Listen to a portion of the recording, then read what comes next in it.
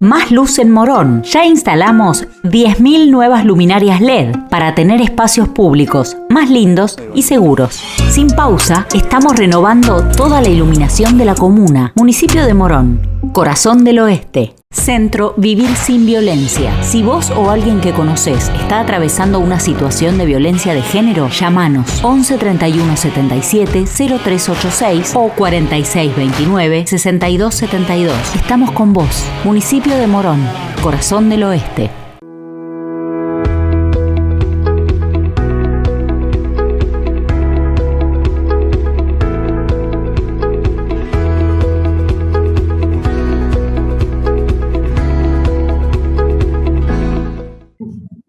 Buenas tardes a todos y a todas. Estamos acá iniciando la segunda de las mesas redondas de este ciclo que forma parte del curso en gestión pública local que estamos llevando adelante entre la Universidad Nacional de General Sarmiento y la Municipalidad de Morón.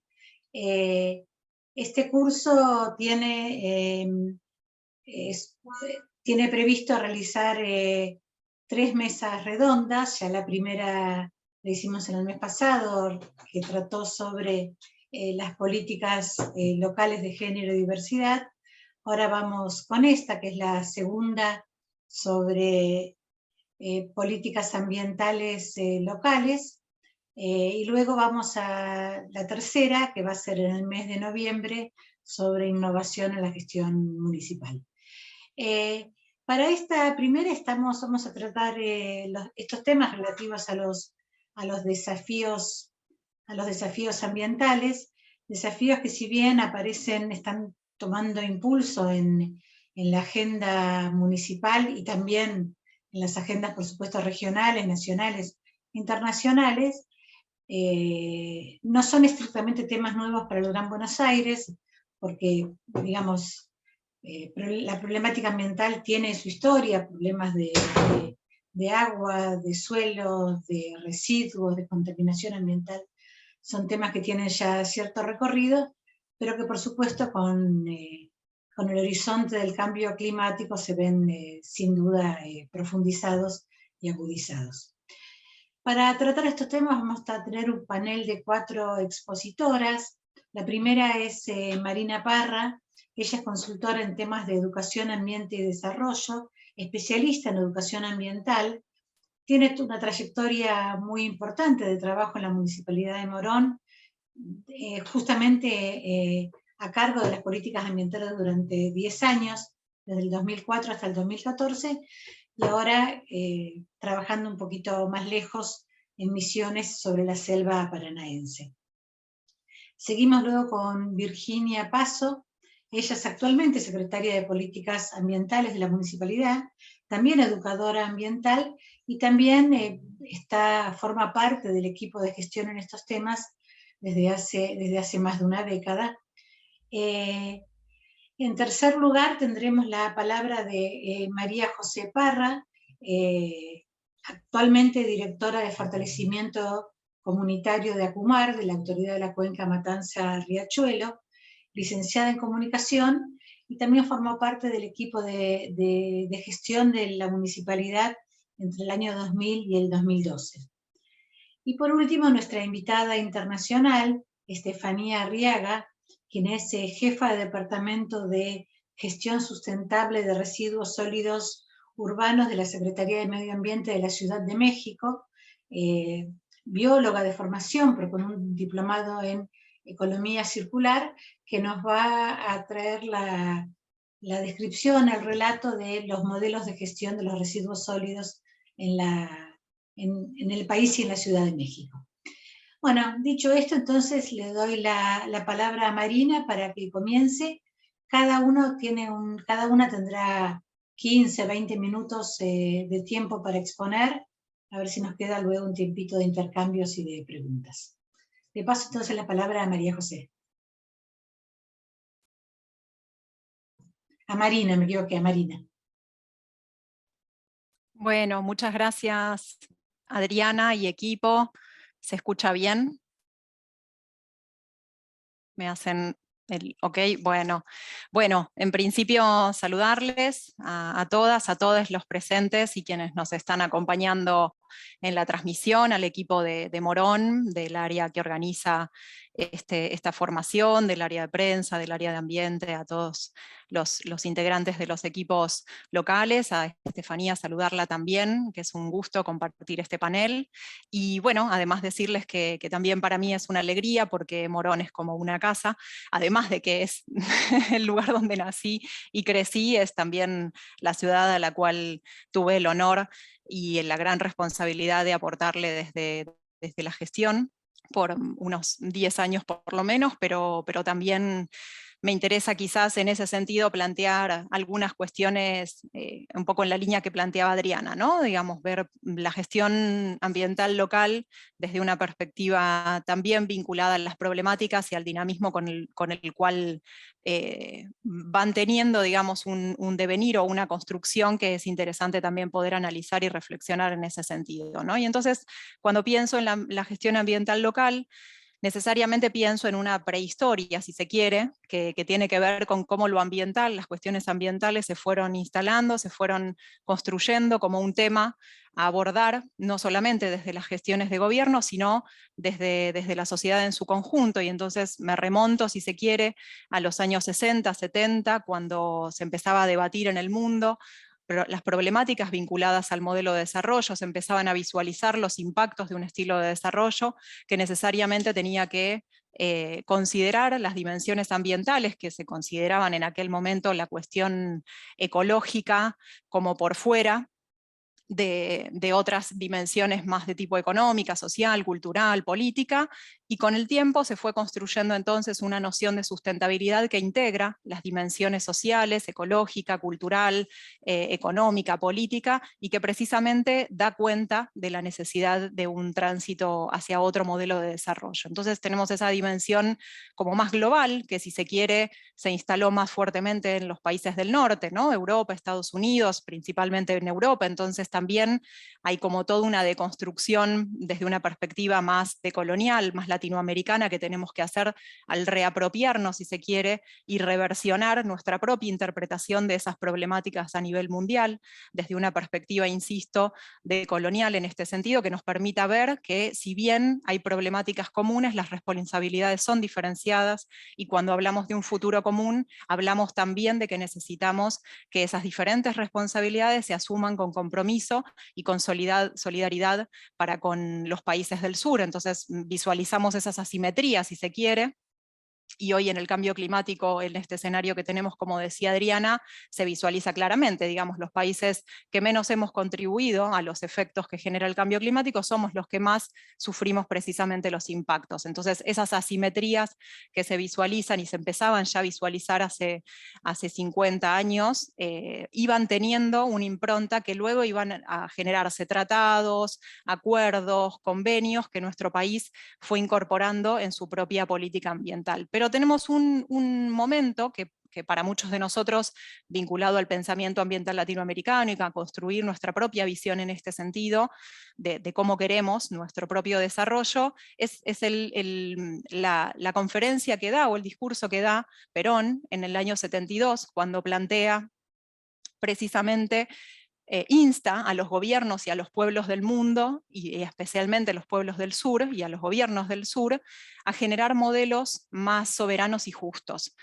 Y en ese sentido me interesa hacer un contrapunto, porque la ley Yolanda, que tenemos desde hace 1 año y medio aproximadamente, en honor a Yolanda Ortiz, que fue la primera secretaria de Ambiente de Latinoamérica, del tercer gobierno de Perón, es la que lleva el nombre, la ley lleva el nombre de Yolanda en honor a aquella visión que para nuestro país y para toda Latinoamérica, para los pueblos libres del mundo, representó un hito histórico, ¿no? Que tiene que ver con construir una propia mirada en este sentido. Entonces, cuando hablamos de crisis ambiental, tal como hoy la concebimos en este sentido, necesariamente nos tenemos que pensar, y ahí vamos a ir haciendo el contrapunto de cómo hicimos para trabajar esta perspectiva que parece estructural, y parece, sí, estructural si se quiere, cómo hicimos para trabajarlo desde la gestión local, ¿no? Digo, cuando hablamos de crisis ambiental, hablamos de crisis civilizatoria, hablamos de crisis de conocimiento, hablamos de una crisis epistemológica, digamos, de cómo hemos comprendido que nuestra relación con nuestros entornos de vida y lo mal que hemos desarrollado entonces nuestras formas de vida, nuestras formas de producción, de consumo y de descarte, al punto que hoy estamos transformando, algunos autores hablan del antropoceno, ¿no? Como una era distinta respecto del aporte, o el impacto, mejor dicho, el aporte negativo que hace el ser humano. Insisto, después podemos diferenciar cuáles seres humanos más que otros, ¿no? Algunos más que otros, claramente. Algunos no llegan a fin de mes o no tienen agua que sale por la canilla, y otros derrochan y consumen lo que equivaldría a 6 planetas Tierra si todo el mundo hiciera lo mismo, ¿no? Entonces estamos hablando de que la cuestión ambiental también nos hace reflexionar y nos lleva a pensar en cuestiones vinculadas a la justicia ambiental y a la justicia social. Entonces, en ese sentido, digo, hay cuestiones que para nosotros son estos principios y valores que el proyecto de la modernidad, del crecimiento ilimitado, ¿no? Nos hacía parecer que la tendencia del desarrollo era la urbanidad en el sentido europeo. Para nosotros, entonces, replantearnos la gestión ambiental local tiene que ver con reconocer esa prehistoria más de pensamiento ambiental latinoamericano, ¿no? Entonces, hay un emergente ahí que tiene que ver también con un proceso de construcción sociohistórica, si se quiere, que tiene que ver con la experiencia de CETERA, del Sindicato de Trabajadores, de la Central de Trabajadores de la Educación de la República Argentina, que empezó desde el año 2000 precisamente a formar educadores ambientales desde una perspectiva crítica y latinoamericana. Y eso es parte de nuestra identidad en este sentido, es parte de la tradición en la cual nosotros inscribimos nuestra historia de gestión ambiental en Morón. Y desde CETERA y desde esa experiencia con la Universidad del Comahue, con un proceso también que hacía un contrapunto con aquellas luchas de los 70, y entonces empezaba a generarse un nuevo campo, que es la educación ambiental, que es la primera experiencia de Morón en ambiente, es crear la coordinación de educación ambiental, precisamente como parte de una visión del equipo de conducción, en aquel momento con Martín Sabatella a la cabeza como intendente, y ahí me parece que hay dos momentos interesantes para resaltar. Del 99 al 2004-2005, con todo lo que estoy segura que ya se ha hablado en encuentros anteriores, pero solamente voy a mencionar el plafón de ideas y la visión con la cual este equipo de conducción propone gobernar el Estado local, que tiene que ver con los derechos humanos, con la participación, con la transparencia, con la eficiencia en la gestión del Estado y la garantía entonces de los derechos de todas las personas en ese sentido. Pensar una ciudad para todos y todas, pensarla en conjunto con la ciudadanía y hacerlo bien. Por resumirlo, ¿no? Digo, son un montón de ideas potentes, pero digo, si lo tuviera que resumir. Y entonces a partir de 2004-2005, un segundo momento, que es cuando Morón se empieza a repensar, ¿no? Digo, genera un plafón, genera una base de entendimiento, de conquistas, de procesos de gestión que van avanzando en este sentido, y entonces se decide ir por más. Y en ese sentido se incorporan entonces lo que yo entiendo son como tres perspectivas estratégicas, ¿no? La estrategia, digamos, el decir, bueno, no es solamente administrar la coyuntura y el emergente, sino que es también planificar qué tipo de ciudad queremos, qué tipo de municipio, qué tipo de gobierno, qué tipo de ciudadanía queremos. Entonces es el pensar estratégico, la cuestión de géneros y la cuestión de ambiente, que en aquel momento se llamaba género y ambiente, ¿no? Digo, después conceptualizamos mucho más ampliamente estas cuestiones, ¿no? Pero entonces es un punto de inflexión en el cual estas miradas se van incorporando, y eso es un proceso que se inicia, ¿no? No es una decisión de arriba hacia abajo, sino que es un lineamiento, es una visión que se empieza a construir entonces una visión en este sentido, y entonces se van ajustando metodologías, propuestas, y en términos ambientales lo que iniciamos en ese proceso entonces es un proceso de ambientalización de la gestión, proceso educativo ambiental, digamos, hacia adentro y hacia afuera, hacia la ciudadanía, digamos, hacia la cual debemos nuestro trabajo en definitiva. Y hay una cuestión particular, que seguramente Virginia luego va a hablar sobre eso, que tiene que ver con la incidencia. En ambiente, en Morón, en lo local, no contábamos en aquel momento, estoy hablando de 2004-2005, ya creada la Coordinación de Educación Ambiental, dependiente de la Dirección de Educación del Área de Desarrollo Social del municipio, de la Secretaría, con Virginia Veiga a la cabeza en aquel momento, a quien aprovecho a saludar y rendirle mi homenaje a la gran maestra Virginia Veiga. Gran maestra para todas nosotras, y referente político, etc. En ambiente no contábamos con organizaciones locales que marcaran la agenda, a diferencia de otros temas, ¿no? De las cuestiones de derechos humanos tenían un actor político que marcaba una agenda, la cuestión de género tiene una organización fuerte en la zona que marca también agenda, ¿no? Digo, en ambiente no existía ese actor que le pidiera al gobierno qué cuestiones había que llevar adelante. Entonces, bueno, fue parte de la tarea a la cual nos dimos construir precisamente esa masa crítica y construir esa agenda en conjunto con la ciudadanía, siendo que en este escenario quien lideraba esas cuestiones, porque así debía hacerlo también, era precisamente el gobierno local. Y como decía Adriana más temprano, sin demasiadas referencias de base. Estamos hablando de un momento histórico en el cual la agenda ambiental en los medios no estaba instalada, no había demasiados gobiernos locales, y mucho menos en el conurbano bonaerense, que estuvieran trabajando políticas ambientales de la manera en que nosotros lo hicimos, sino más bien como programas aislados. Y no era una decisión de la mayor, del más alto nivel en cuanto a jerarquía de un gobierno, sino que en los otros casos me refiero, y en nuestro caso sí era una decisión del gobierno trabajar en este sentido, iniciar ese proceso. Entonces me parece que ahí hay algunas cuestiones, como siempre digo, que no son replicables tal cual, porque son condiciones que se dan en momentos muy particulares, digamos, de convergencia, y no es replicar un manual de buenas prácticas, sino que es empezar a transitar, el construir esas condiciones para que eso sea posible, y eso es una construcción política, técnica, de movimientos, de organizaciones, de distintos sectores, es multisectorial. Entonces, digo, nos dimos a la tarea de hacer ese proceso de educación ambiental y de ambientalización de la gestión. ¿A qué nos referíamos con ambiente? Y cuando decimos ambiente nos referimos, o ambientalización nos referimos a que vamos por todo, digamos. Ambientalizar significa ponerle la mirada ambiental a todo, ¿no? No es un área que tiene un conjunto de temas estancos y se encarga de determinados temas y del resto no se encarga, sino que es hacer transversal y generar políticas integrales y abordajes integrales en este sentido. En el 2005 nosotros hicimos un primer encuentro municipal de ambiente y ecología social, lo llamamos en ese momento, un encuentro de educación ambiental en el que participaron más de 450 docentes y organizaciones sociales, a las cuales, más nacionales, digamos, a las cuales les pedimos apoyo y acompañamiento para precisamente, valga la redundancia, acompañar este proceso que era emergente y que era instituyente de una forma de hacer las cosas, y también para formar una red, para hacer visible un universo, para relevar sus características, para aglutinar actores y para formar una red de trabajo, con escuelas, con clubes, con sindicatos, con distintos sectores que necesitábamos que nos acompañaran en este sentido, y construir una visión común de qué tipo de políticas ambientales deseábamos y necesitábamos, ¿no? Entonces, siempre decimos, digamos, si el propósito de la educación ambiental es construir ciudadanía crítica sobre los modos de desarrollo y entonces sus alternativas, esa ciudadanía crítica empezó a reclamar políticas ambientales haciendo visible la contradicción. Teníamos un conjunto de políticas vinculadas a la educación ambiental y no teníamos las políticas ambientales que acompañaban esas transformaciones.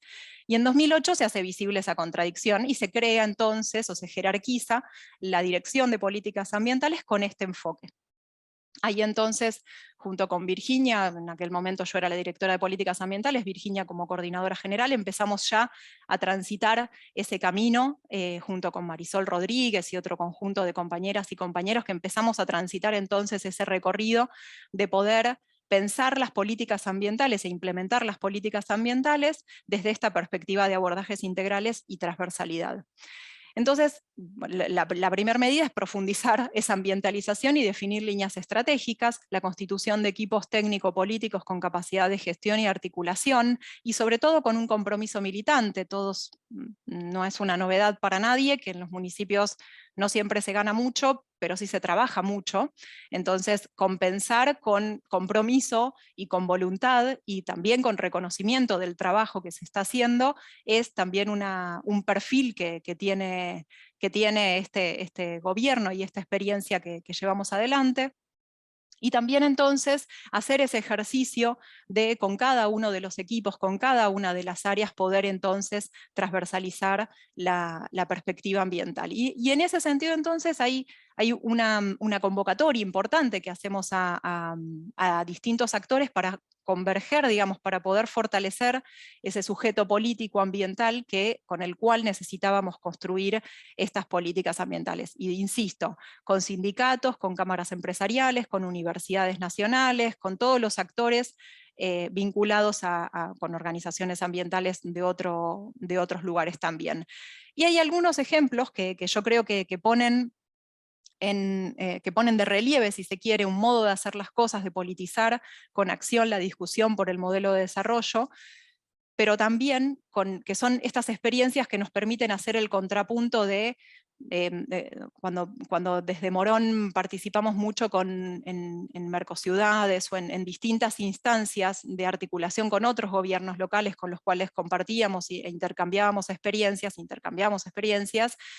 siempre quedaba como a mitad de camino, que las transformaciones no se lograban hacer de manera estructural o de manera radical, porque un municipio es una unidad geográfica acotada y muchas veces se trata de problemáticas metropolitanas, de problemáticas regionales que necesitan otros niveles de articulación.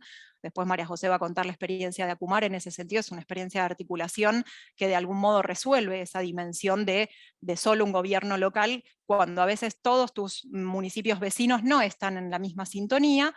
Entonces, para no ser esas islas, precisamente dar las discusiones estructurales con el contrapunto de la experiencia local. Y además porque es necesario también comprender que lo ambiental no se resuelve de manera individual, sino que se resuelve con transformaciones colectivas y estructurales. Entonces, cada una de las acciones que un municipio lleva adelante necesariamente las tiene que poner en contexto. Algunas de esas experiencias, y Adriana, seguro estoy excedida en el tiempo, pero voy a intentar hacer rapidito. Vos haceme alguna seña cuando tengo que ir redondeando. Y además porque Virginia seguramente lo va a poder desarrollar con mucho más detalle. Una de esas experiencias es el diseño de la política de gestión integral de residuos. Y ahí solamente voy a mencionar algunos ejes.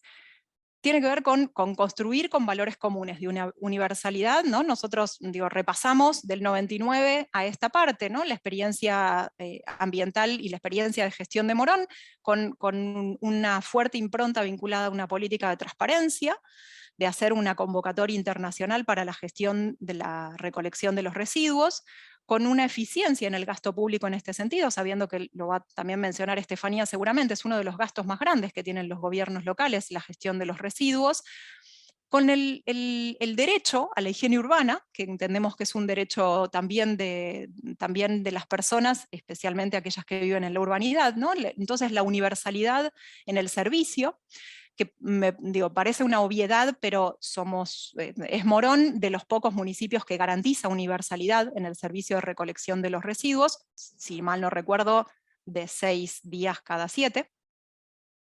Y la integralidad, ¿no? Esto es lo que le agrega la gestión integral de los residuos, valga la redundancia. La integralidad a todo ese plafón para pensar la gestión de los residuos. Y la integralidad que es implementada, digamos, de parte de la experiencia, con un estudio de caracterización y con un diseño de una estrategia que involucra no solamente todas las fracciones de los residuos, sino todos los actores vinculados a ese universo. Entonces, con la definición de la participación social, de la generación de valor, de empleo verde, de poder generar, en el caso del chipeo, lo que era visto como un problema, que era la poda, poder verlo como un valor, poder verlo como un producto.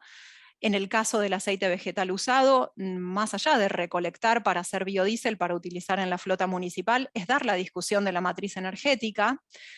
Respecto de la gestión integral de residuos, no es solamente gestionar, ¿no? Las empresas producen, comercializan, el ciudadano o ciudadana consume, descarta y es el municipio el que tiene que encargarse de gestionar integralmente eso. Bueno, para nosotros eso se completa con una ley de envases, con una ley que establece la obligación y la responsabilidad extendida del que produce. Es decir, son los privados también los que se tienen que comprometer en este sentido. Bueno, estas son las discusiones, por eso insisto en que cada una de las políticas ambientales en Morón supone un proceso educativo ambiental para con el funcionariado y para con la ciudadanía en general. De la misma manera con la recolección de residuos eléctricos y electrónicos. Es la necesidad de un proyecto de ley, que digo que lo hacíamos y todavía no tenemos esas leyes en nuestro país.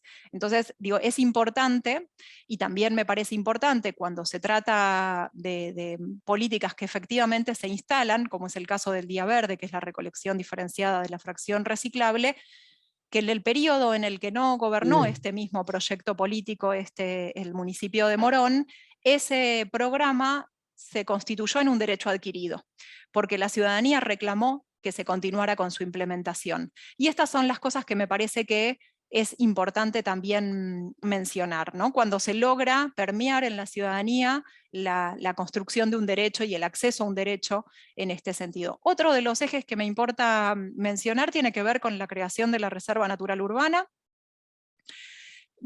como sintéticamente, de basural a paraíso urbano, cómo una visión integral transforma radicalmente un territorio, a partir de la construcción de una ludoteca ambiental itinerante con niños y niñas, con abuelos y abuelas, con personas adultas mayores, con todos los sectores, con personas con discapacidad, con todos los sectores que iban a hacer uso de ese espacio, qué cosas se necesitaba que hubiera, un diseño participativo en este sentido. La propia limpieza comunitaria del lugar, los que conocieron ese espacio van a saber a qué me refiero, ¿no? Insisto, de basural a paraíso urbano, también la reserva como derecho adquirido, ¿no? Un lugar que difícilmente se pueda retirar del entramado urbano, porque hoy ya es parte del imaginario de quien vive en Morón y en la zona, poder pasar un tiempo recreativo o educativo en ese sentido, en ese lugar. Y también cómo imaginar entonces que la vida con biodiversidad es mejor, y que mejora entonces la calidad de vida en este sentido del vivir en la ciudad, que voy cerrando, sí. Que pase el colectivo, que llegue el asfalto, que digo, como un conjunto de mejoras, una obra, una acción tracciona un conjunto de mejoras para la vida de una comunidad. De la misma manera con las líneas de producción más limpia, que seguramente Virginia va a mencionar, que no cerramos industrias, las reconvertimos, generamos esquemas de economía circular en este sentido. De la misma manera con la línea de trabajo en ecología urbana, reapropiarse del espacio urbano para conectar con las necesidades básicas de las personas, como es la de alimentación y la salud en este sentido, generando también empleo verde, dando la discusión sobre la soberanía alimentaria y disputando modelos simbólicos también de producción de alimento en este sentido, y además, insisto con esto, enverdecer la ciudad, no enverdecer como eslogan vacío como lo usan otros gobiernos, sino precisamente biodiversificar, si se quiere, nuestra vida en las ciudades y realfabetizarnos en ese sentido en el encuentro con estos espacios más naturales, más agrestes, más silvestres. Y solo un comentario para cerrar. 2012 fue un año especial porque además de inaugurar la reserva, de lanzar el Día Verde y de llevar a 10 jóvenes a la cumbre de Río +20 en Río de Janeiro para que tuvieran participación ambiental efectiva en un evento de esas características, tuvimos un tornado en Morón. Y un tornado que es un evento claramente vinculado al cambio climático, que no somos zona de tornados, no es una novedad para nadie. Entonces, bueno, la discusión se instala, casi por la fuerza, digamos, o por la necesidad, mejor dicho, una necesidad un proceso de construcción, si se quiere, de cómo Morón se adapta al cambio climático en este sentido. Y este contrapunto me parece que es necesario retomarlo para profundizar desde este enfoque más metropolitano y más regional, algunos debates que son claramente de esta época y que necesariamente, digo, hoy ya no estamos solamente pensando en mitigar, sino que tenemos que pensar rápidamente en cómo adaptarnos a un escenario que no es del futuro, que es del presente, que ya ocurre y que tenemos que poder comprender cabalmente para accionar en ese sentido, insisto, de manera urgente. Y algunos aspectos para cerrar entonces en este sentido. Hay condiciones, como lo decía antes, que hacen que Morón sea una experiencia única. y que tiene que ver con una identidad política, y que tiene que ver con un recorrido en este sentido que ha construido determinadas prácticas y determinadas formas de hacer las cosas, y que eso es necesario hacer escuela, como es este encuentro, poder compartir estas experiencias y poder pensarlas con otros y poder de allí obtener el esquema, digamos, en términos de gestión local para poder trabajarlo con otros actores también. Otro aspecto que me parece importante es que toda técnica es política, haciendo referencia a otro referente nuestro. Que toda técnica es política y que tenemos que animarnos a sumar voces y experiencias para la complejidad de lo que viene. No hay escisión tal, digamos, toda política y toda técnica y estrategia que podamos pensar es con otros y es considerando otros actores también, y conducir eso hacia los destinos que creemos conveniente. Y por otro lado, que la agenda ambiental, y desde una perspectiva ecofeminista podría decir, llegó para quedarse, está instalada la Ley de Educación Ambiental, está instalado el Acuerdo de Escazú, está instalada la Ley Yolanda, estas cosas que se hacían desde Morón, desde la gestión ambiental local, como pioneros, como vanguardia, hoy tienen un marco legal que posibilita que todos y todas puedan iniciar este proceso. Hoy todos los espacios de gestión ambiental, de gestión local, perdón, de gestión pública, están obligados a formarse en la perspectiva ambiental, en la Ley Yolanda. Entonces, contar también con ese bagaje, con esa experiencia para poder poner en contexto y poder llevar adelante las transformaciones. Insisto, llegó para quedarse, y que necesitamos además recuperar esta premisa con la que cierro, que tiene que ver con el cuidado, que tiene que ver con el bien común, y que tiene que ver con lo colectivo. Y eso tensiona muchos de los debates también mediáticos que se están dando en este momento, que incitan a la meritocracia, incitan a la violencia o incitan al individualismo. La cuestión ambiental es instituyente de nuevas formas vinculadas al cuidado, al bien común y a lo colectivo. Y para cerrar, solo decirles una frase que me gusta mucho, que es que el futuro es público. Gracias. Bueno, muchas gracias, Marina. Perdón por la insistencia, es que efectivamente es un tema, como vos bien decís, se trata de ambientalizar la agenda, es decir, vamos a ir por todo, entonces es cierto que lleva a hablar de todo, solo que el tiempo a veces no alcanza. Bueno, le paso entonces la palabra a Virginia, volviendo a recordarles que, disculpas, pero los 15 minutos voy a empezar a hacer reseñas para que vayan redondeando, pero bueno, así es. Virginia. Bueno, buenas tardes a todos, a todas. Bueno, un poco voy a arrancar trayendo algunas cuestiones y acciones que venía mencionando Marina, como le voy a dar un poco más también de continuidad. No sé si puedo compartir, sería bueno para hacer también mención, voy a intentarlo. Sí, sí, yo creo que no va a haber problema. Sí. Cualquier cosa, si no ven, me avisan. Pero debería poder proyectar, sí, ninguna cuestión. ¿Se ve bien? Perfecto. Bien, perfecto. Sí, y algunas cosas que mencionaba Marina también voy a contar, y un poco más hacer como un juego entre lo que se hizo y los desafíos que tenemos a nivel local y a futuro, digamos, ¿no? Como esta agenda que venía contando Marina y mencionabas, que se fue dando durante esta trayectoria de los años anteriores, a partir en el 2015, y lo que va después en la gestión del 2019 hasta la actualidad, que tengo a cargo en principio todo lo que tiene que ver con la agenda pública local de las políticas ambientales. Un poco, bueno, algunas cosas que voy a pasar un poco más por arriba, porque las había mencionado Mari, desde dónde nos parábamos, o de dónde nos paramos nosotros, desde esta perspectiva que tenemos a cargo en cuestiones de las políticas públicas locales, y la mirada y la perspectiva desde el cual nos posicionamos. Y tomando tres ejes de trabajo, en principio, que los mencionaba Marina muy bien, esto del abordaje integral es uno de los ejes en los cuales nosotros trabajamos muchísimo a la hora de poder tomar esa decisión de qué políticas públicas implementar en el territorio de Morón, trabajamos desde esa mirada, ¿no? Desde la transversalidad de la gestión. No solamente la transversalidad desde lo ambiental para lo que hagamos, sino también de gestionarlos en conjunto con otras áreas, secretarías, subsecretarías o direcciones del organigrama municipal, digamos, ¿no? Creemos en esta forma de trabajo, más que nada porque creemos que para que esté esa sustentabilidad en los programas, en los proyectos, las acciones que llevemos adelante, tiene que ser en conjunto con otras y con otras y con otros, como mencionaba Marina, esto de lo colectivo, ¿no?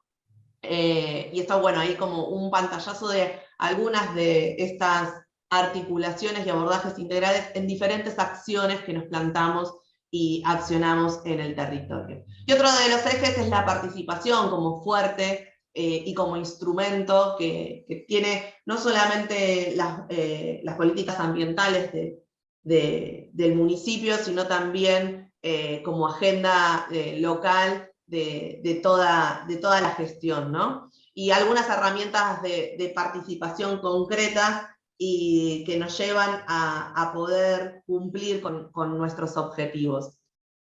Y otro de los ejes fuertes que hacemos a la hora de planificar lo que tiene que ver con las políticas ambientales es también el desarrollo territorial. No solamente porque son acciones que se llevan en el territorio, sino esto de poder articular con otros actores, digamos, ¿no? No solamente la decisión de llevar algo adelante porque lo toma la decisión un actor de gobierno, sino que se hace a través de otros actores como instituciones educativas, colegio de abogados, sindicatos, cámaras de comercio, clubes, sociedades de fomento, comedores comunitarios, organizaciones en general, digamos, ¿no? Como estos tres ejes bien fuertes para poder desarrollar e implementar todas las políticas públicas que nosotros creemos que es lo que tenemos que hacer con nuestros objetivos claros.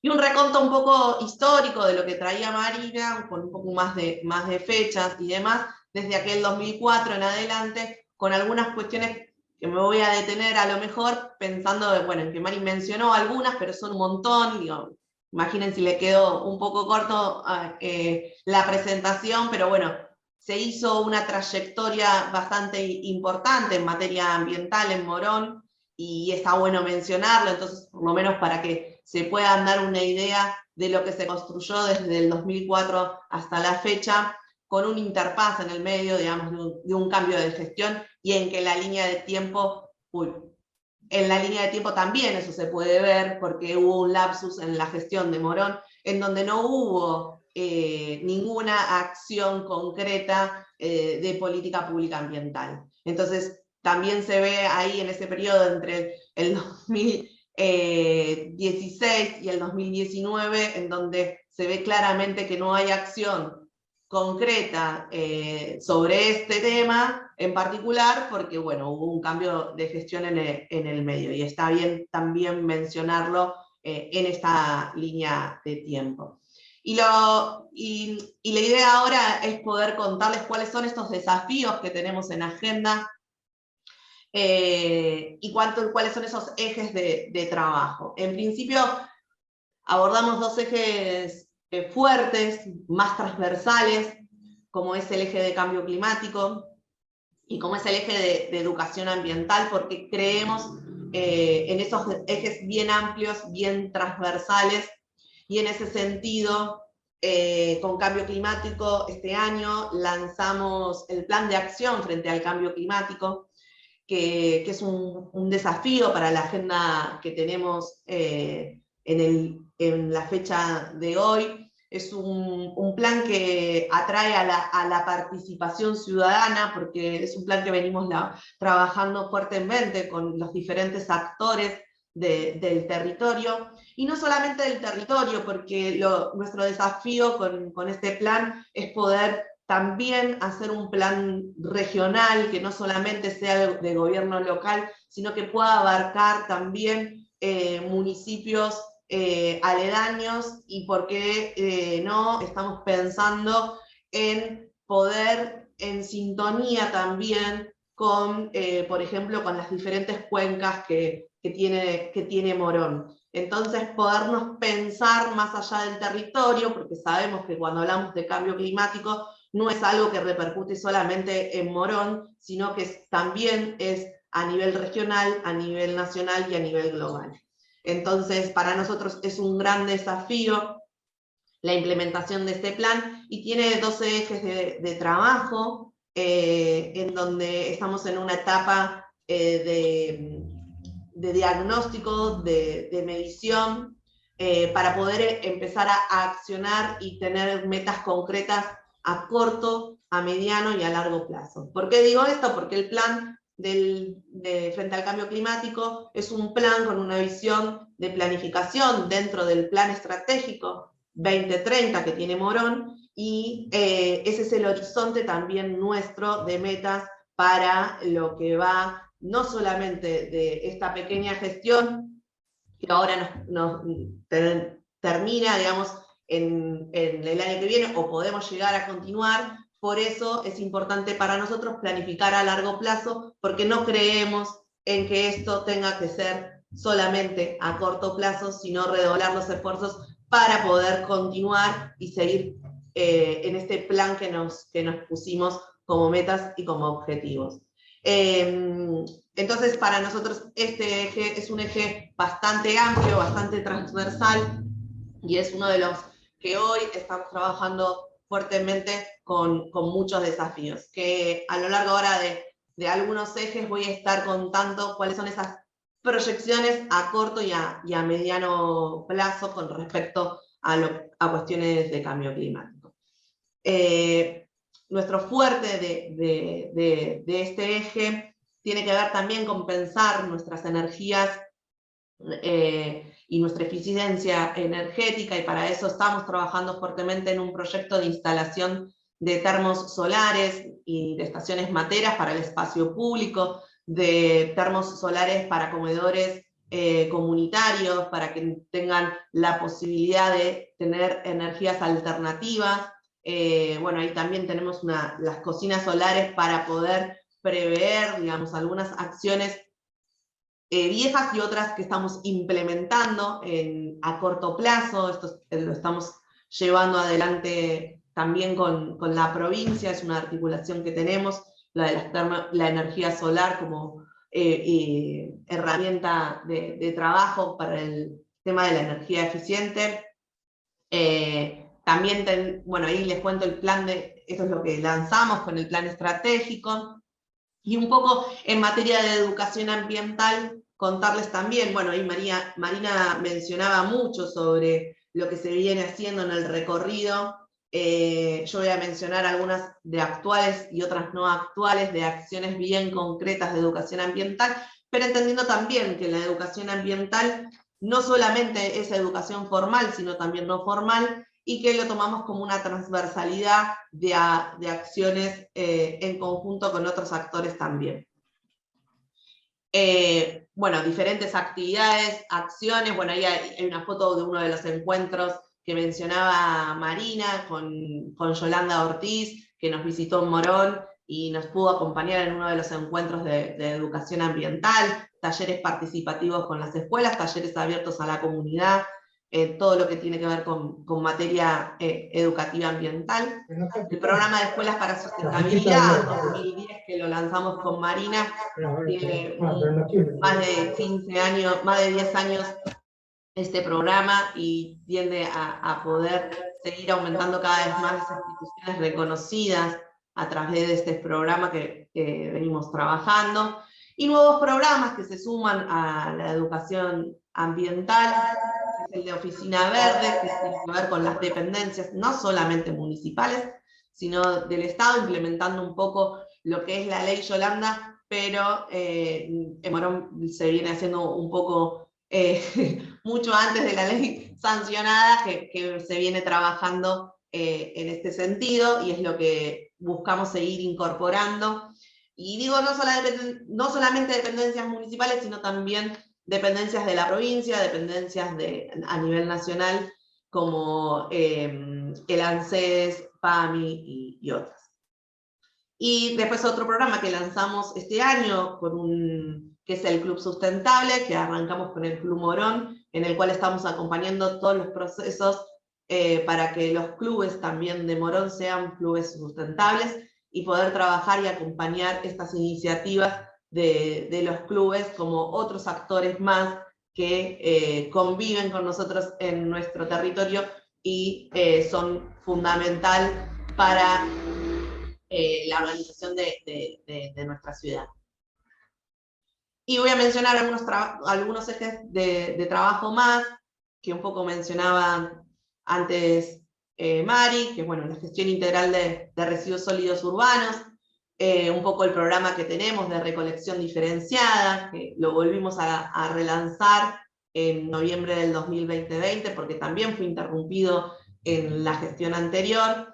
Y algo que agrego, que como servicio único, y esto sí, somos uno de los pocos municipios que tiene el día de recolección diferenciada exclusivo, digamos, porque ese día no se sacan residuos orgánicos en Morón, sino que solamente se sacan residuos reciclables. Eso que decía Marina de la frecuencia de 6 días de 7, en realidad el domiciliario son de 5, hoy, gracias a este programa, y 1 exclusivo solamente para el material reciclable, digamos. Ese es un desafío que nosotros venimos trabajando, y dado a la trayectoria que tenemos, fue posible implementarlo y llevarlo adelante, y trayendo unos resultados sumamente positivos. Hasta el día de hoy recuperamos más de 4.000 toneladas de reciclable. Estamos trabajando entre 60 y 70 toneladas de reciclable por semana. Digamos, son números que, bueno, que después Estefanía a lo mejor va a retomar un poco sobre la gestión de residuos, pero para nuestra ciudad sumamente importante. Bueno, la recuperación de espacios, este es un gran microbasural que se recuperó, pero tenemos la recuperación de espacios degradados históricamente en Morón, y es en donde trabajamos. Actualmente recuperamos uno acá cerca de Morón Centro. Lo que contaba un poco Mari del centro de chipeo, que hoy lo estamos ampliando, generando no solamente un centro de chipeo, sino también una estación, un espacio de compostaje más grande, para que podamos tener un tratamiento de abono de orgánico en el territorio, como un nuevo desafío que ya lo empezamos a implementar hace un par de meses, sumado a lo que se venía haciendo con el chipeo, que es con el residuo de la fracción verde, y otros programas que fuimos sumando, también de programas de residuos, como lo que es las botellas de amor, como es el aceite vegetal usado, un montón de programas que se venían haciendo y que fueron discontinuados, y nosotros pudimos reactivar. Y en este sentido, como meta a futuro, es generar un nuevo centro un centro de acondicionamiento de materiales reciclables, el segundo, porque ya tenemos el primero, que también está en proceso de construcción, generando más trabajo para las cooperativas, para los recuperadores, en conjunto con las organizaciones, y armar este plan de gestión de residuos también desde una mirada no solamente integral, sino también inclusiva. Creo que bueno, ahí la campaña de tecnología en desuso también. Y otro de los ejes importantes es el de soberanía alimentaria, como mencionaba Mari en ese momento. En el 2010 se crea este espacio de agroecología urbana, en el cual nos llena de desafíos.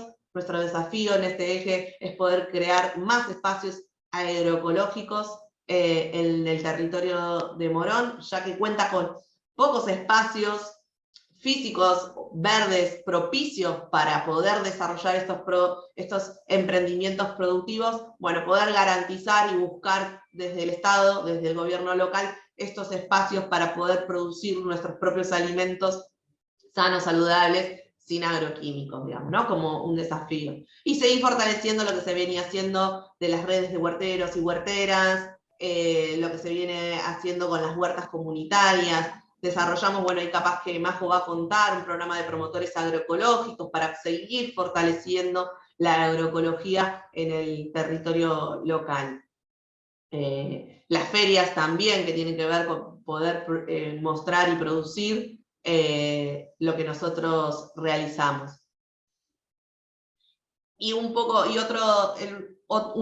eje más, y voy a hacer un poquito más rápido, ahí me quedan dos, así que voy a hacerlo lo más rápido que pueda, pero un eje que también nosotros venimos incorporando allá por el 2010, esto del concepto de la biodiversidad urbana, ¿no? Digamos, como siempre fue, o nos vendieron, o nos quisieron vender, como que hablar de naturaleza, o que hablar de biodiversidad es solamente en esos lugares más inhóspitos que en el medio de una ciudad, ¿no? Digamos, bueno, no, en una ciudad también se puede pensar en este lema, y esto no de enverdecer, como decía Marina, sino esto de poder mostrar que se puede trabajar desde el concepto de que nosotros estamos incorporando, es el de infraestructura verde, en este sentido, digamos, y que sea biodiverso, ¿no?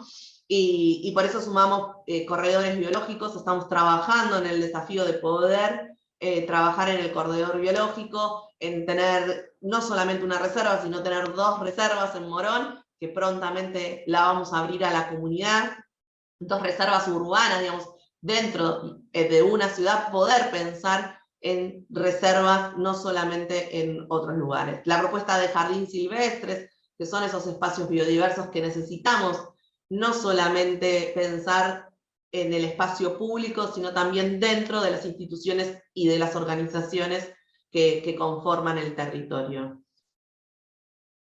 Y bueno, tenemos ahí nuestro propio vivero municipal, que hoy está produciendo el 100% de especies nativas de nuestra ecorregión, que para nosotros también eso fue un desafío de poder seguir y fortaleciendo esto que también hace a nuestra biodiversidad. Y por último, otro de los ejes importantes es lo que tiene que ver con las cuencas hídricas. Eso es una foto del arroyo Céspedes de acá de Morón, ahí para los que no lo conocen. Nosotros tenemos 3 arroyos en Morón, y uno de nuestros objetivos, 3 arroyos a cielo abierto. Nuestros objetivos es fortalecer este vínculo que nosotros tenemos y la comunidad no tiene con nuestros cuerpos de agua, o falta de conocimiento. En Morón tenemos 3 cuencas hídricas bastante importantes. La de Matanza Riachuelo, que bueno, que María José va a estar contando, la del río Reconquista y la del Maldonado. Y para nosotros es importante esta valoración que hacemos, porque Morón está construido en base a como sobre el agua, ¿no? Entonces es un vínculo que tenemos que recuperar lo nuestro, y para nosotros eso es fundamental. Y en ese sentido de recuperar el vínculo con el agua, con nuestro pasado, y esa vinculación que tenemos, también de qué manera tenemos hoy nuestros arroyos. Entonces para eso estamos desarrollando un plan integral del saneamiento del arroyo Morón. Ahí creo que tengo algunas fotos, pero viejas, del arroyo y de los muestreos, pero que tiene que ver con esto, ¿no? Con empezar a hacer ese monitoreo, ese seguimiento y esas limpiezas que necesitan, y con esto vinculado al programa de producción más limpio que estamos llevando adelante, hace ya más de 10 años también, capacitando a las industrias y viendo de qué manera se pueden adecuar para poder evitar esos malos vuelcos que se vienen haciendo, o que estamos identificando de algunas empresas o establecimientos que hacen clandestinamente al arroyo. Estamos trabajando sobre eso para poder terminar y poder disfrutar como corresponde nuestros arroyos y nuestros cuerpos de agua a cielo abierto para la comunidad de Morón. Creo que, si no me equivoco, es la última, sí.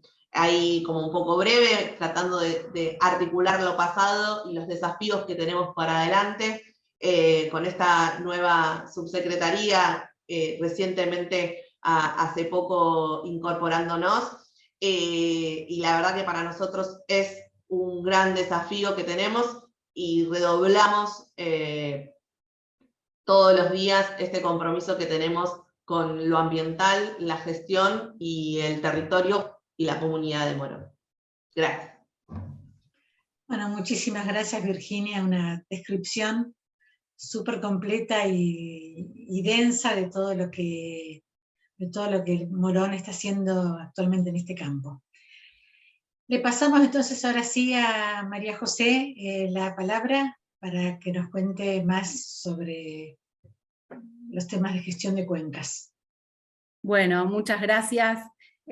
Hola Adriana, hola compañeras de panel. Bueno, obviamente saludar también a la audiencia, a los trabajadores, trabajadoras de Morón, al equipo de gobierno, a la Universidad de General Sarmiento que viene acompañando al gobierno de Morón desde hace muchos años. Tuve la posibilidad de trabajar en Morón 10 años, un poco más, incluso de 10 años, y bueno, y obviamente es una alegría enorme para mí compartir ahora desde el lugar que me toca, digamos, en la gestión de ACUMAR, pero compartir un panel de estas características para pensar el desarrollo local con perspectiva ambiental. Así que, nada, saludarles en ese sentido. Y sí me voy a adentrar entonces a contar un poco de qué se trata ACUMAR y por qué desde un organismo con esas características pensamos que podemos aportar al desarrollo local, sostenible, en un territorio con las características que tiene de la cuenca Matanza-Riachuelo. Voy a compartir pantalla, un segundo a ver si puedo. Bien, arrancamos por ahí. A ver. Voy a ir un poco más para atrás. Bueno, hablamos de la Autoridad de Cuenca Matanza-Riachuelo, que actualmente tiene una dependencia orgánica del Ministerio de Obras Públicas de la Nación.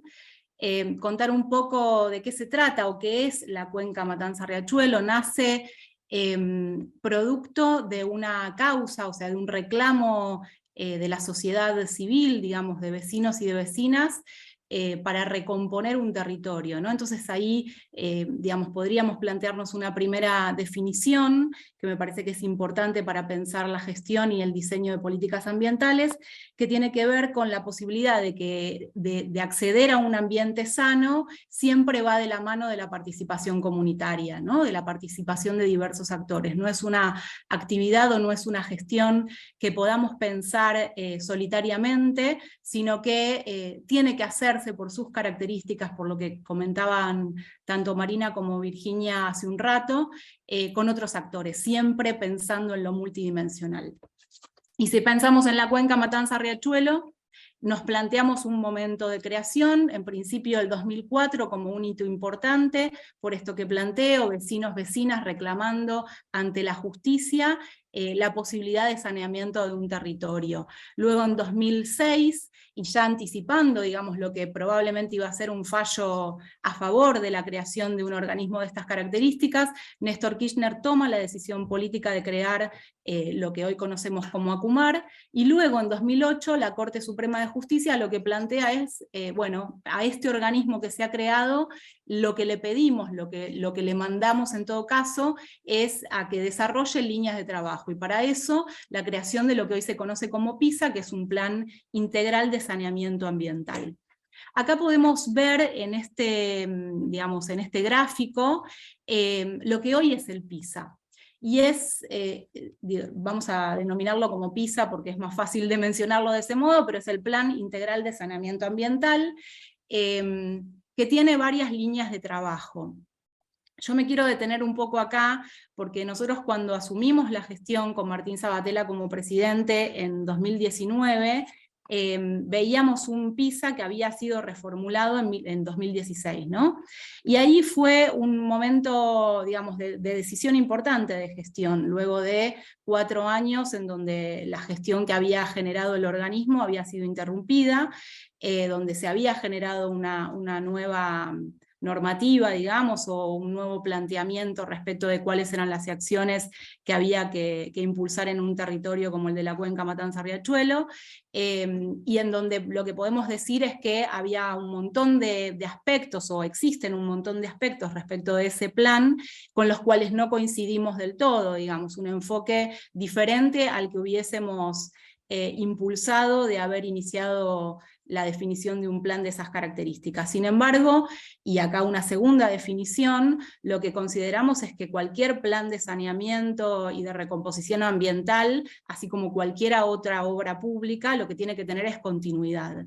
Entonces ahí hubo una decisión importante que tomamos, que es tomar, digamos, el tiempo que teníamos para la gestión, o el tiempo que tenemos para la gestión, tomar ese PISA y llevarlo adelante, aún con algunos aspectos de ese programa con los cuales bueno, no tenemos del todo coincidencia. Aún así, hay cosas que ese PISA plantea y que son parte de lo que obviamente la Corte Suprema de Justicia, a través del fallo Mendoza, le pedía al Estado y le sigue pidiendo al Estado, le sigue reclamando al Estado que lleve adelante. Con estos tres grandes objetivos: el de recomponer el ambiente, el de mejorar la calidad de vida y el de prevenir el daño, ¿no? O sea, anticiparse al daño futuro. ¿Y por qué digo que hay elementos que este PISA no tiene? Bueno, porque justamente, como mencionaban las compañeras antes, si nos situamos en un contexto de cambio climático, hay un gran fantasma en este PISA, que son las medidas de adaptación y de mitigación al cambio climático, y cómo impulsamos procesos de transición justa, digamos. Estoy mezclando un poco lo que entendemos, o cómo caracterizamos ese PISA con los desafíos que creo que tiene la Autoridad de Cuenca, pero es válido mencionarlo en esta instancia, porque justamente si analizamos cada uno de los componentes que este plan tiene, nos vamos a dar cuenta que tiene una visión compartimentada, digamos, hay errores metodológicos, como pensar que un sistema de indicadores es lo mismo que una obra importante de infraestructura hídrica, digo, tiene problemas en ese sentido, pero más allá de eso, insisto, nos parece que es una herramienta desde la cual hay que iniciar, hay que impulsar y continuar y darle nuevo desarrollo a las obras que venían lentificadas o pendientes. Por otro lado, se plantea una concepción de ambiente dentro de ese PISA que es bastante biologicista, digamos, que no termina de contener integralmente esta mirada que planteaban las compañeras hace un rato, y como decía recién, digamos, está la inexistencia del cambio climático como eje aglutinador y transversal de política pública. Aún así, en esta etapa, lo que impulsamos son una cantidad de líneas importantes, y yo lo que podría decir en este sentido es que hay 3 grandes obras, o 4 grandes iniciativas que me parece importante mencionar en esta instancia, no porque no haya otras, sino porque voy a ir tomando como lo más importante de lo que venimos impulsando en materia de gestión, porque es en lo que en definitiva aporta a la recuperación ambiental y al trabajo articulado con las jurisdicciones. Por un lado, la creación del polo industrial curtidor en Lanús, digamos, una de las industrias que venía desarrollándose en la cuenca y que tiene que ver con su desarrollo productivo desde hace casi 200 años, es el trabajo en torno a las curtiembres, al cueris. Como sabemos, digamos, la producción o el manejo respecto de ese tipo de producto es súper contaminante. Entonces la posibilidad de retomar esa iniciativa que había quedado pendiente de la etapa anterior es una de las cuestiones que en este momento estamos desarrollando. Se trata de una obra con características muy importantes, va a estar situada en Lanús, pero va a contener a las industrias que desarrollan este tipo de actividades de la cuenca, y con un tratamiento obviamente adecuado para ese tipo de productos. Otra de las grandes obras que se están impulsando, que tomaron mayor impulso en esta etapa, tiene que ver, y que vienen a, digamos, de alguna manera a resolver los problemas de contaminación de la cuenca, tiene que ver con el sistema Riachuelo. Es una mega obra de infraestructura que lo impulsa ACUMAR, pero se lleva adelante a través de AISA y con financiamiento del Banco Mundial, que lo que va a hacer es revertir, digamos, uno de los orígenes de la contaminación del río Matanza-Riachuelo, que es el vinculado a los efluentes cloacales. Una tercer gran obra que me parece también importante mencionar en este caso, y que la verdad es que pasó sin pena ni gloria, pero que se llevó adelante este año y actualmente siguen las tareas vinculadas al tema, es el traslado del antiguo mercado de Liniers, que hacía que en lo que tiene que ver con el área metropolitana viéramos por las autopistas y por los diferentes corredores viales viajar vaquitas o animales desde el campo a la ciudad, ¿no? O sea, el traslado del mercado de Liniers, que tenía más de 120 años situado en ese lugar, también es un hecho histórico, se produjo este año y es gracias, entre otros actores, a la gestión de Acumar para encontrar una nueva localización en Cañuelas, hoy ya abierto entonces y funcionando el nuevo mercado agroganadero situado en esa localidad, y obviamente con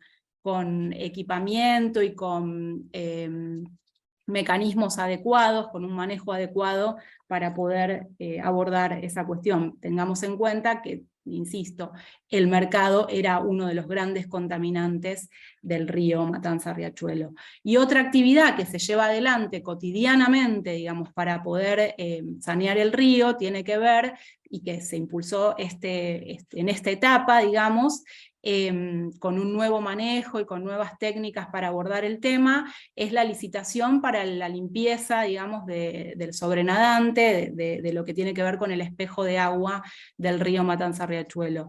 Esa licitación es una de las más importantes que lleva adelante Acumar, es la que permite, digamos, navegar, el curso que efectivamente es posible de navegar dentro del río, y es lo que permite entonces la limpieza del sobrenadante y también las tareas vinculadas con los cooperativistas que hacen toda la limpieza de márgenes, que son alrededor de 500 personas que cotidianamente trabajan organizadas en cooperativas para hacer toda la limpieza de márgenes del cauce principal.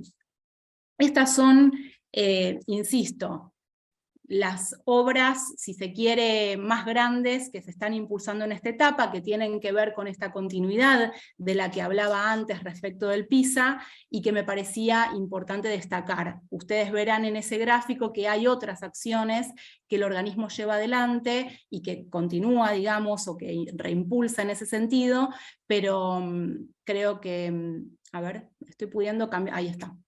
Pero me parecía importante mencionar estas, por la envergadura que tienen, tanto en términos económicos como en lo que implican para revertir situaciones de contaminación. Pensemos que los grandes, digamos, los orígenes de la contaminación básicamente son tres. Uno tiene que ver con los efluentes cloacales, por eso la necesidad de llevar adelante esta obra. Otra tiene que ver con los contaminantes de origen industrial, por eso la necesidad del polo curtidor y también de desarrollar toda una red de adecuación ambiental para poder trabajar en el monitoreo y en el acompañamiento de las empresas que están radicadas en la cuenca Matanza-Riachuelo en función de, bueno, justamente rever sus manejos y poder generar estrategias de producción limpia.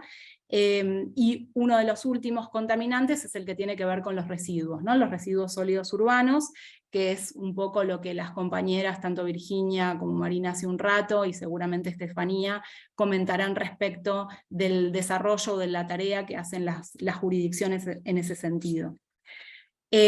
Acá lo que vemos en esta filmina es un poco algo que me parece muy importante traer en esta instancia. Primero decir que la contaminación no nace de un repollo, digamos, ni que es producto de malas gestiones, sino que es producto, y esto lo veíamos y lo podemos seguramente conversar también en función de lo que fueron diciendo las compañeras, no sé por qué, se me cambia la pantalla, ahí estamos, sino que tiene que ver, digamos, con una forma de hacer en sociedad.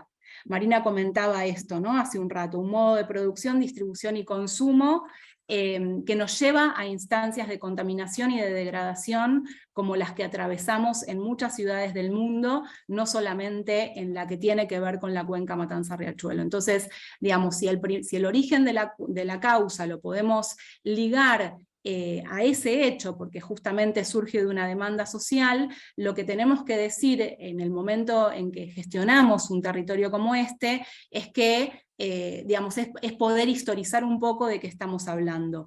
Y en ese historizar me parece importante plantear lo que decía recién, digamos, cuáles son por un lado los orígenes de esa contaminación en términos de los materiales que efectivamente, digamos, hacen al deterioro del río y del riachuelo, pero también dar cuenta de que acá tenemos una ciudad, digamos, estamos hablando del área metropolitana de Buenos Aires, en donde habitan alrededor de 5 millones de personas, estamos hablando de un territorio que responde a una unidad diferente respecto de lo que puede ser un municipio. Nosotros vemos en esta imagen, por un lado los municipios, los 14 municipios que integran la cuenca Matanza-Riachuelo, los más celestitos que se ven arriba responden a lo que conocemos como la cuenca baja, digamos ahí con la boca del riachuelo y más cercanos al río de la Plata, la cuenca media con los municipios entre los cuales está Morón, y la cuenca alta,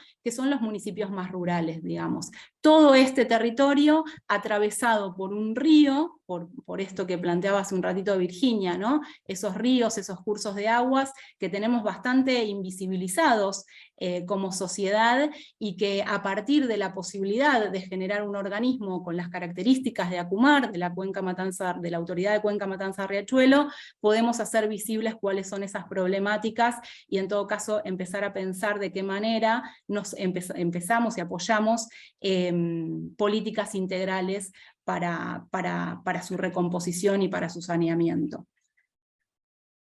En ese sentido, pensar el territorio y las formas de gestión desde ACUMAR tienen que ver con pensar que una autoridad de cuenca no ejerce por sí misma toda la gestión, sino que lo hace en principio yo diría con tres grandes, en este caso, decisiones, porque tienen que ver con la normativa del organismo, con pensar estas nuevas institucionalidades para abordar lo ambiental.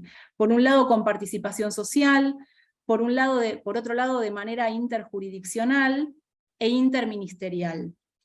ACUMAR tiene la obligación de sanear un territorio, de recomponerlo, como decía hace un rato, pero debe hacerlo permeando con enfoque ambiental otros organismos, otros ministerios y otras jurisdicciones. Y esto no es menor, digamos, es una complejidad importante. ACUMAR no tiene un territorio en el que actúa solo y por sí mismo, sino que lo hace de esta manera que acabo de plantear, digamos, con participación, pensando en esta interjurisdiccionalidad, en donde convive la provincia, en donde convive la nación, en donde conviven municipios que a su vez tienen sus propias representaciones, y en donde conviven también territorios, organizaciones sociales, actores comunitarios. Bueno, ese es el entramado, digamos, en el que ACUMAR se desenvuelve y desarrolla acciones. Y entonces acá me parece muy importante, y más allá del PISA, con las dificultades y con los desafíos que yo planteaba antes, la posibilidad de impulsar nosotros como equipo de gobierno, en este caso con Martín Sabater a la cabeza, algunas cuestiones que tienen que ver con nuestra propia impronta a la hora de desarrollar gestión de gobierno, gestión articulada, gestión participativa y con esta mirada de integralidad que decíamos.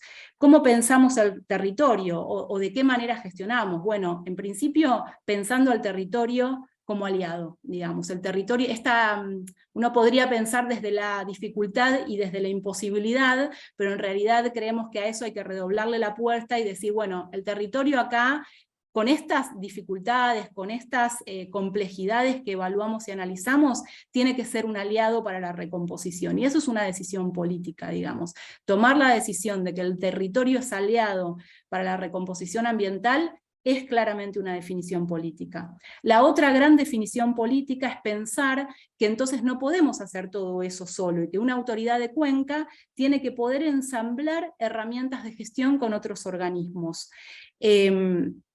Hay cosas que podemos hacer desde ACUMAR o proponer desde ACUMAR, pero cómo miramos el mapa del Estado, vemos qué es lo que el Estado está haciendo y cómo permeamos, en todo caso, con enfoque y con mirada ambiental y de cuenca, esas políticas públicas, tomando de esas herramientas y ensamblándolas en función de la recomposición y el saneamiento. Y como tercer cuestión, que me parece importante en este sentido, es fortaleciendo comunidad organizada, digamos, cómo generamos a su vez desde el Estado políticas que apuntalen, que promuevan, que fortalezcan lo que denominamos como comunidad organizada. Voy a nombrar algunos ejemplos en este sentido, de algunas acciones que venimos desarrollando. Voy a poner algunas imágenes que tienen que ver con esto, aunque no tengo, digamos, las líneas en el PowerPoint, sí me parece que es importante también compartir la visión, digamos, y algunas imágenes que tienen que ver y que nos recrean algunos aspectos de la cuenca. Por un lado, las iniciativas vinculadas a la promoción de la flora nativa. Lo mencionaban las compañeras hace un rato. Una de las alianzas estratégicas para las políticas ambientales y para las tareas de recomposición tiene que ver con que emerja la biodiversidad, con enverdecer los territorios, como decisión política, no solamente como una cuestión nostálgica y hasta romántica de que nos gustan las plantitas, sino que las plantas son importantes por otro montón de motivos que tienen que ver también con la posibilidad de mejorar nuestras condiciones de vida en los territorios, los servicios ecosistémicos que sabemos que prestan y demás. En ese sentido, y teniendo en cuenta que la flora nativa no es habitual en el territorio de la cuenca, ni en las áreas naturales que igualmente la cuenca tiene, ni en términos productivos, una de las líneas que llevamos adelante tuvo que ver con fortalecer la producción. Y en este sentido hacerlo en conjunto con los municipios. Los municipios tienen viveros, eran, como decíamos recién, 14 municipios que habitan este territorio de la cuenca. Entonces, ¿cómo podemos, junto a los municipios, junto al CEAMSE, que tiene el vivero productor de nativos más importante de la región, junto a las organizaciones sociales, junto a las cooperativas de limpieza de márgenes y las cooperativas que también producen, digamos, ejemplares en la cuenca, aumentar la producción de la flora nativa? ¿Con qué objetivo? Con el que decíamos antes, teñir de infraestructura verde el territorio, poder pensar en línea con biocorredores. Acá, en uno de los mapas que tenemos en esta imagen, bueno, vemos los caminos que atraviesan, ¿no? O sea, que son caminos en el sentido metafórico, porque tenemos rutas, tenemos cursos de agua, tenemos áreas protegidas también, las que se ven más verdes, digamos.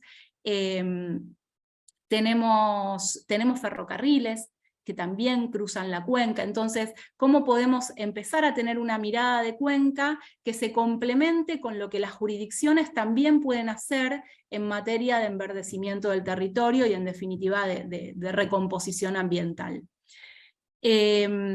Ese es uno de los ejes que nos parecen centrales y que ponen entonces en diálogo esto que decía antes, el territorio, la posibilidad de ensamblar política pública con otros actores, en este caso los municipios, los viveros, el CEAMSE, y la posibilidad de entonces fortalecer comunidad organizada, porque tenemos dentro del territorio de la cuenca activos de participación y de organizaciones sociales que también, a diferencia de los momentos en los que de los que hablaba Marina, hoy hay un sujeto, digamos, un sujeto que se reconoce como sujeto activista, militante ambiental, que también asume la cuestión de la flora nativa y de la producción en ese sentido como parte de su tarea. Otra de las líneas... José, sí. Ya estamos bien. Bueno, unos minutos más. Dale, cierro, menciono 3 cositas más y cierro. Otro de los temas en ese sentido, y que lo mencionaba Virginia, el trabajo en agroecología. Venimos, digamos, la producción agropecuaria es parte de los trabajos de la cuenca, es parte de las actividades de la cuenca. ¿Cómo hacemos para que la producción, en todo caso de alimentos, no vaya en desmedro, digamos, de la calidad del agua, de la calidad incluso de los alimentos, pero también del suelo? Bueno, pensamos que ahí hay que hacer una transición en ese sentido, y la transición entendemos que es hacia la agroecología. Por eso también, en conjunto con la Universidad Nacional de Hurlingham, con el INTA, con las organizaciones sociales y con los municipios, con el Ministerio de Trabajo, desarrollamos entrenamientos laborales porque entendemos que parte de la tarea también es la inclusión. Entonces, incorporando a jóvenes, digamos, adheridos a programas del Ministerio de Trabajo, a este ensamble de herramientas y de participación en espacios de formación agroecológica en la cuenca.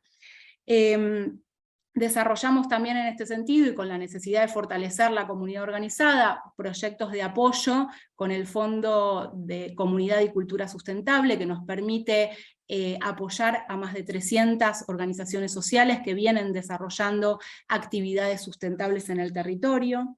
Desarrollamos un proyecto de integración cultural y turismo sostenible, digamos, así como la cuenca la podemos ver desde estos aspectos que yo mencionaba antes, vinculados a la contaminación, también es un territorio en donde es importante poner en valor toda la expresión cultural, toda la expresión patrimonial, los 200 años de historia que en este territorio se plasman, y que tienen una cantidad de aspectos muy positivos para pensar en instancias de interpretación ambiental, de desarrollo sostenible, desde el punto de vista también del turismo, digamos.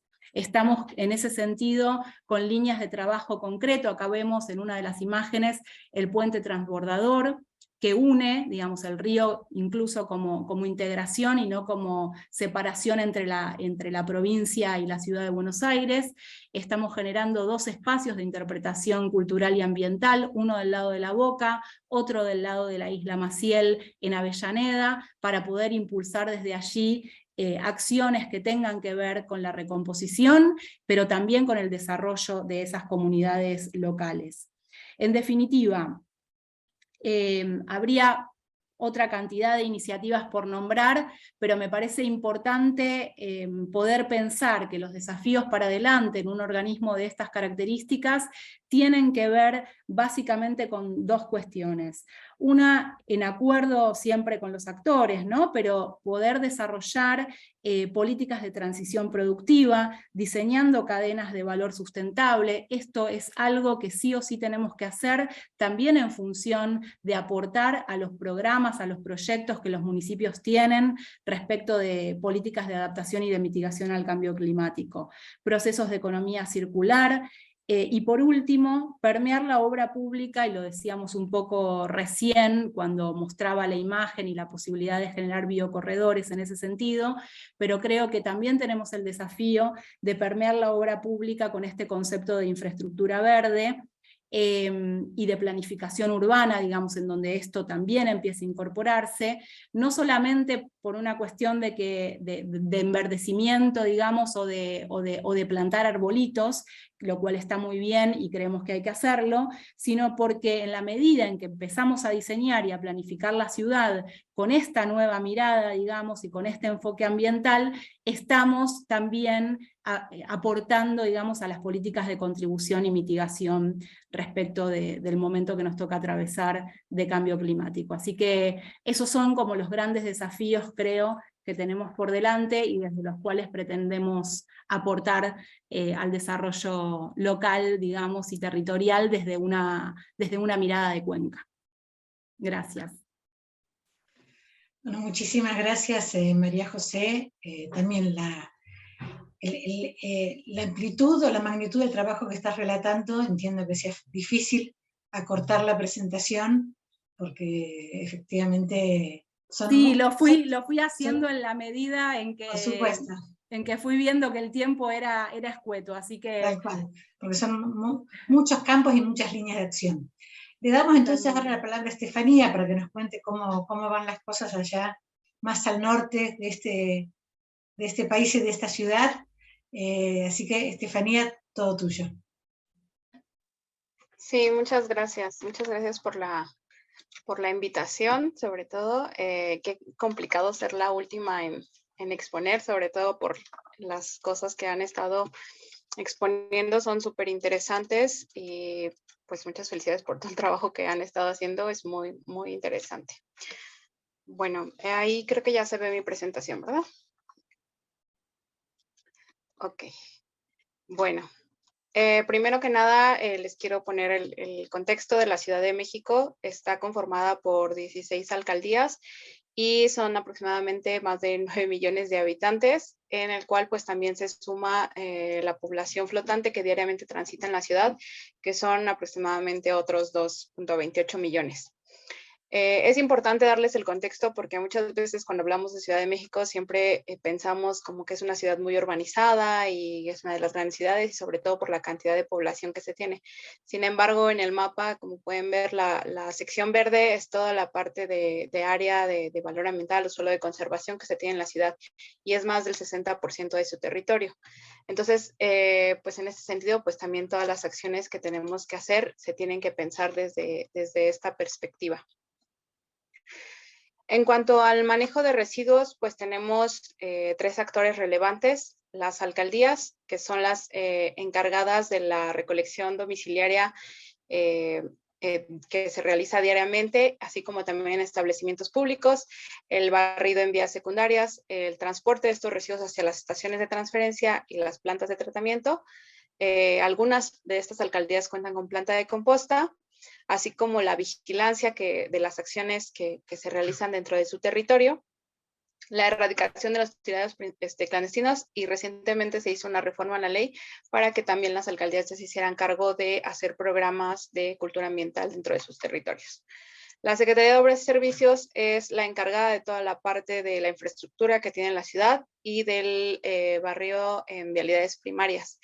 Esta infraestructura pues es plantas de selección, compactación, todas las plantas de tratamiento, así como los sitios de disposición final que tenemos en la ciudad. Cabe mencionar que ya no tenemos sitios de disposición final abiertos, ya todos están clausurados y pues se tiene que encargar también de su restauración. En el caso de la Secretaría de Medio Ambiente, nosotros estamos encargados de la parte educativa, así como de capacitaciones hacia el personal de limpia que también les brindamos, divulgación, inspección y vigilancia. Tenemos un área específica en la cual pues se atienden todas las denuncias ciudadanas que llegan, aplicar sanciones, así como el establecimiento de políticas públicas, instrumentos programáticos, etcétera. Y también toda la parte normativa y regulatoria para aquellos que quieran hacer manejo de residuos.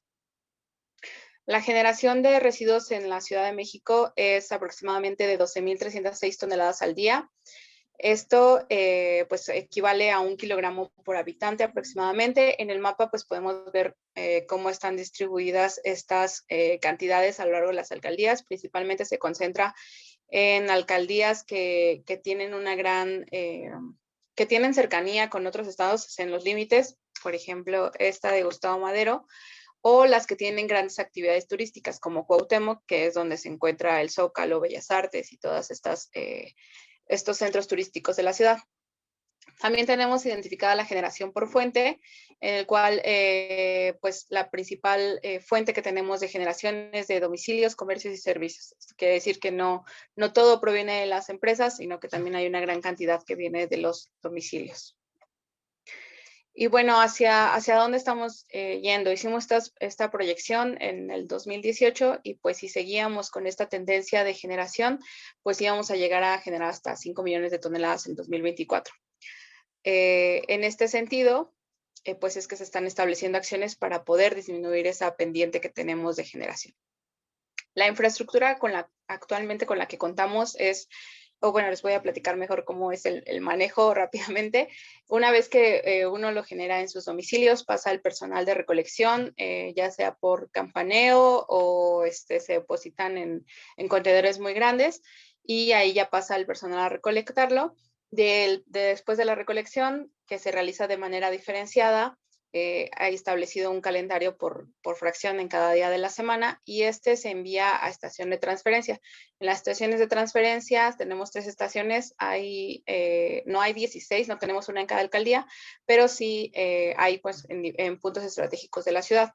Aquí se reciben los residuos y pueden tener pues diversos caminos dependiendo de sus características. En el caso de los orgánicos son enviados a planta de composta. En el caso de los inorgánicos, si son reciclables, se envían a plantas de selección para garantizar que vengan realmente limpios y que se pueda realizar su aprovechamiento.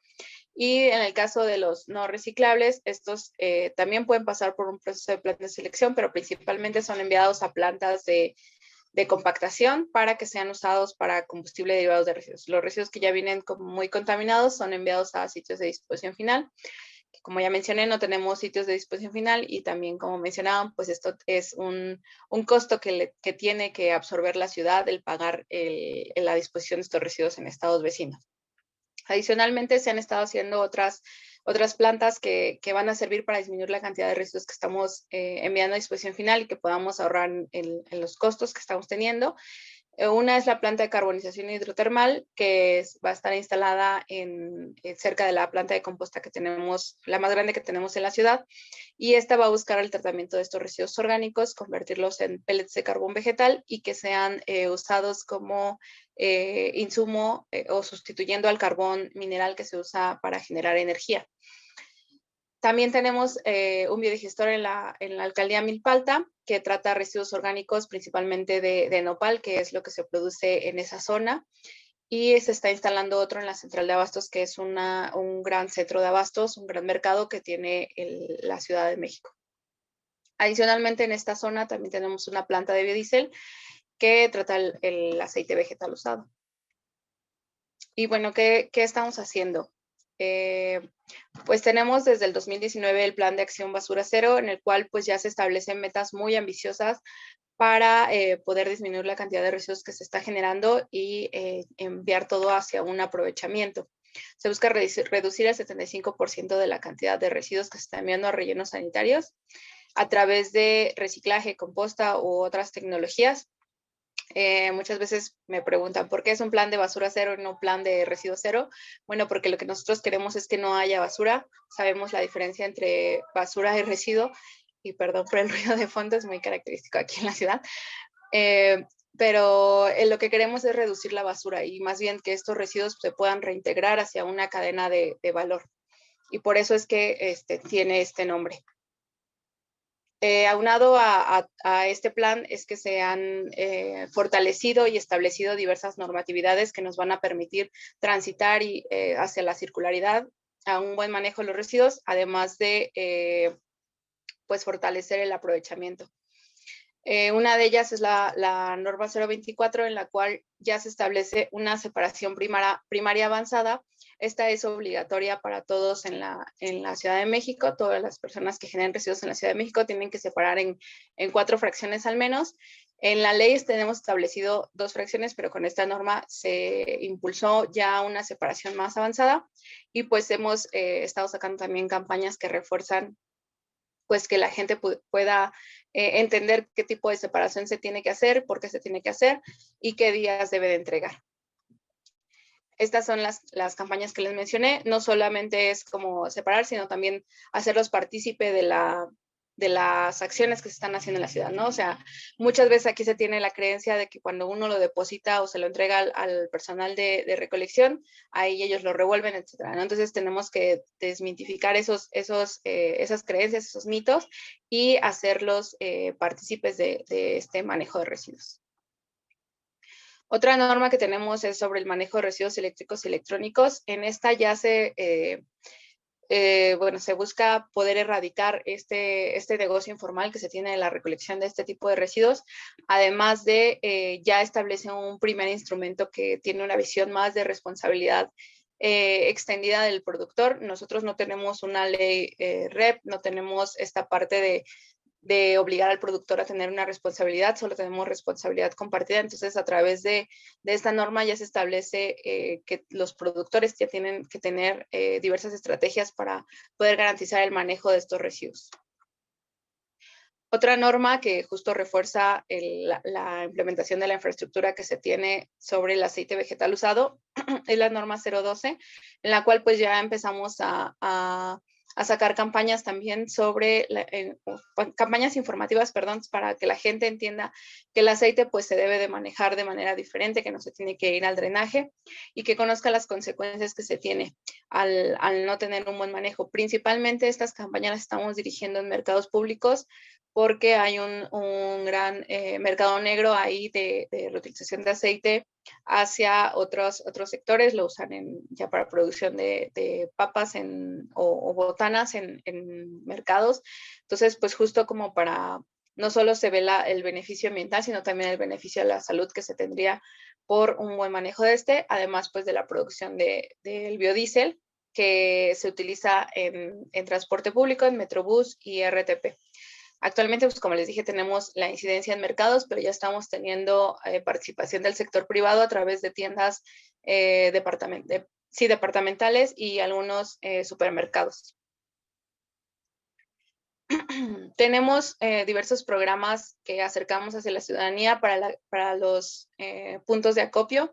Uno de ellos es Mercado de Trueque, que funciona a través de que el ciudadano lleva sus residuos separados, se le entregan unos billetes de juguete y estos los intercambia por productos agrícolas que se producen dentro del mismo suelo de conservación de la ciudad, algunas hortalizas, además de otros insumos que llevan los mismos productores. A lo largo de la ciudad tenemos instalados diferentes puntos que son para recolección de pilas. Estos simplemente el ciudadano va y pone ahí las pilas y ya hay una empresa que se encarga de la recolección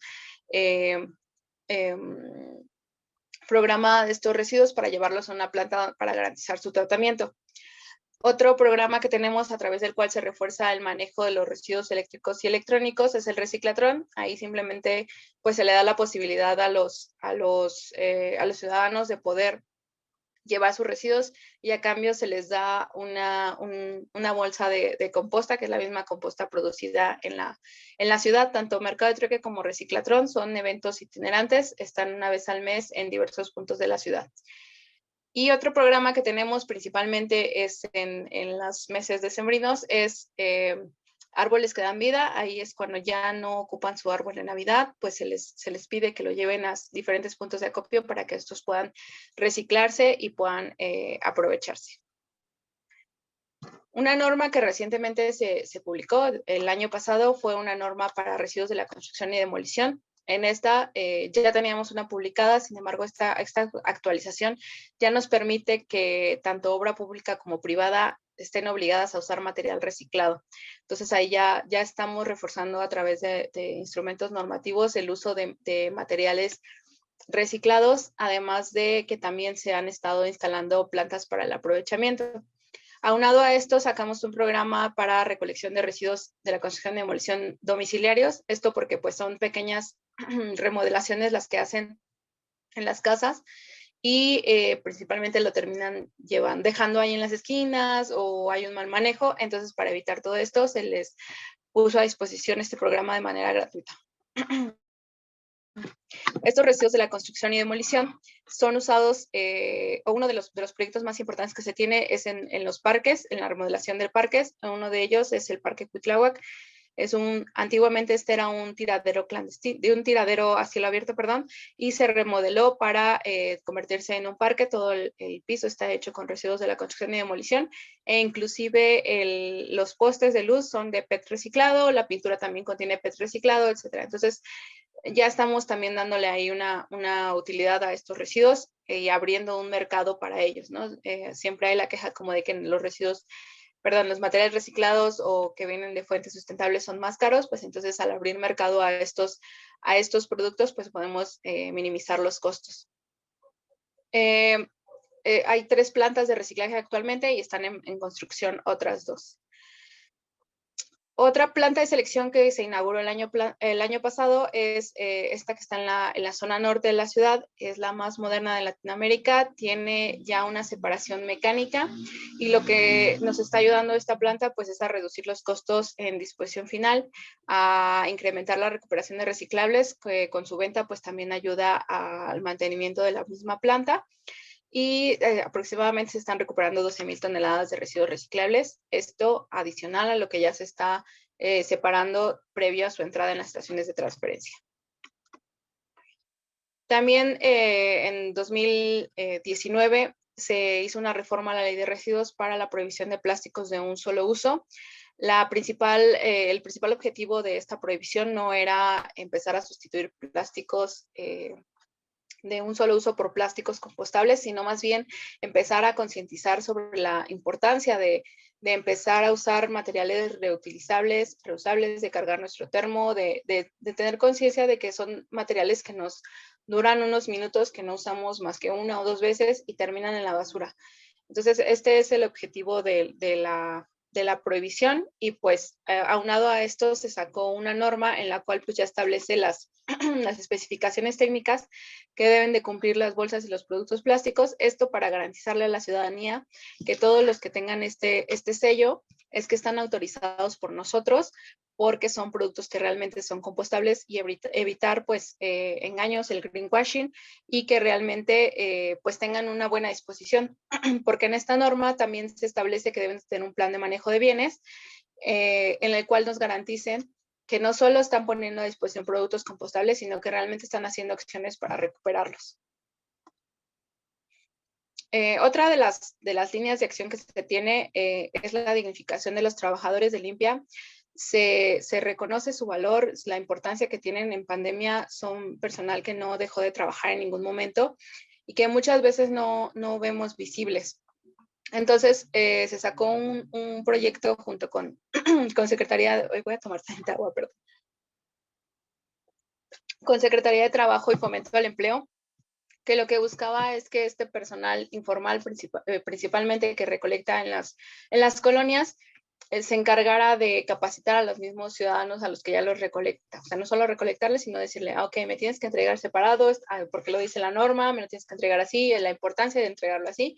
Y pues también, pues acercarlos, ¿no? O sea, realmente, pues reconocerlos como personas. Y otro proyecto que se sacó es el reconocimiento al personal de limpia, en el cual se hacía una pequeña auditoría de cómo estaban haciendo su trabajo. Era un checklist en el cual, ok, está recogiendo de manera separada, sí cumple.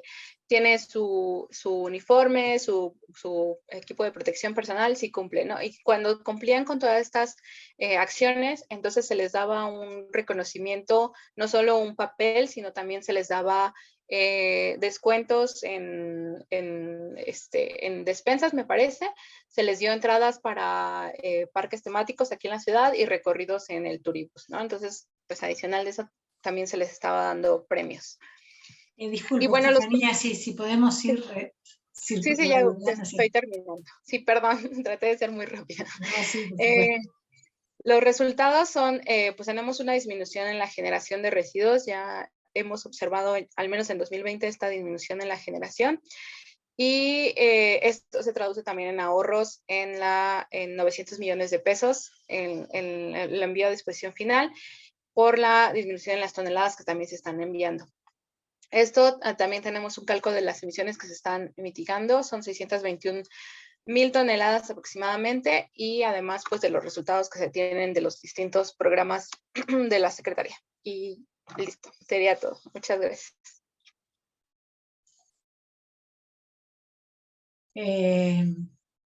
Bueno, muchísimas gracias a todas. Como lamentablemente al fin no se pudo transmitir en streaming en vivo, no tenemos público, sino que lo tendremos diferido, de modo tal que no tenemos un público que nos haga preguntas. Y quizás como se nos hizo un poco más tarde, no sé si dejar un tiempo para preguntas. Como bien saben ustedes, yo les armé un grupo de WhatsApp, de modo que si a ustedes les interesa interactuar, tienen todos los recursos, entiendo fundamentalmente con Estefanía y las compañeras de Morón para seguir haciéndola.